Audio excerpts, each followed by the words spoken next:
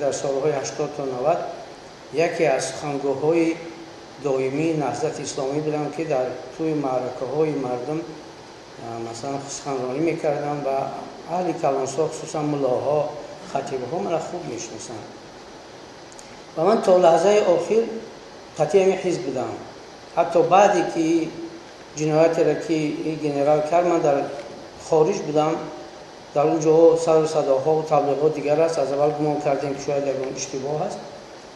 وقتی که رفتیم به پیش گریزه های نهضت خصوصا کبیری یا اونها اقرار میکردن که همین کار شد، گفته یعنی چیزی تهمت نیست.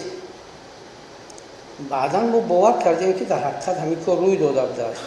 و آنها را حتی من پیشنهاد کردم که این کار شما خوب نیست و این کار شما دولت ما را بی‌آبرو میکنید.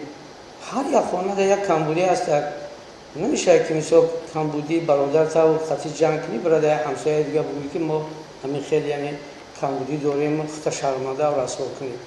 همین است معنی وقتی که میره در خارج و اسرار دولت تاجیکستان و کمبودی را در پیش دیگران میگوی، این مثلا بدنام کردن خیلی ملت تاجیک است، ملتی که هزارها سال در تاریخ به نام نیک شناخته شدگی. آنها گفتن که ما اگر بگردیم بریم ما را میگیرن حبس میکنن.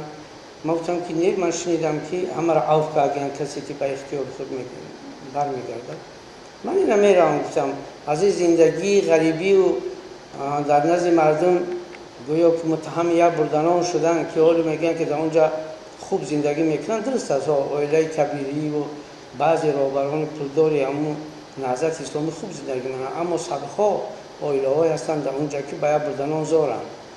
همون یک مقدار میتونن شو به مثل یک مثلا گریزه در به مثل یک محبس بگیم چون مثلا سیمخوار گرفتگی بود. خطی اهل بیت چون در اونجا زندگی میکنه خیلی نیست که آزاد باشن. مثلا هم چند پلی در اونجا خیلی درسته که اروپا بای است اونها را گشنه نمیمونن، اما که خیلی او یا هستی داشته باشن یا حیثیت داشته باشن، نه هم طریق آدمی که یک گدایی که در اونجا میای طلبنده میشه هم خیلی زندگی میکنه.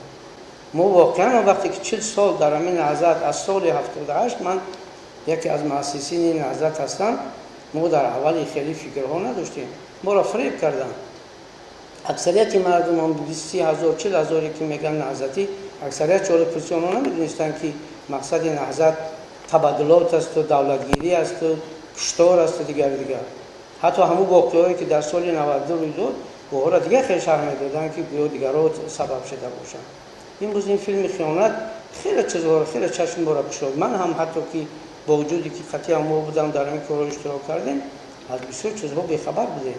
برای همین من امید میکنم که این فیلم بارها با نمایش داده شد و از این مستفیدایی که در اینجا من که مستفید هستم، خصوصا از داملاها خطیبایی که در اینجا ایستادگان، مثلا همین خیلی التماس دارم که همین چیزهای دیدگی و شنیدگی به مردم برسه، به مردمی که با اخبار عامه و قصر کار ندارن، تلویزیون تماشا میکنن، در مسجدها هستن، در جنازه ها حاضر میشن. این وظیفه هر کدوم ما باید که خودشناسی ملی داشته باشیم. من از قلبی خودم میگم، از دلم میگم. من اینجا یک مونس ننوشتم و تیارم نکرده بودم این گپ را. یارا خداوند در دل من میاندازه که با شما بگم از همین منبر استفاده کنم. من همچنین شاهدی زنده ببینید که من رفتم و دیدم و پشیمان شدم و گشتم و اومدم. این گپایی را که اینجا میگیرن و میبرن در اونجا نمایش میدن، همون چیز در حقیقت واقعیت نداره.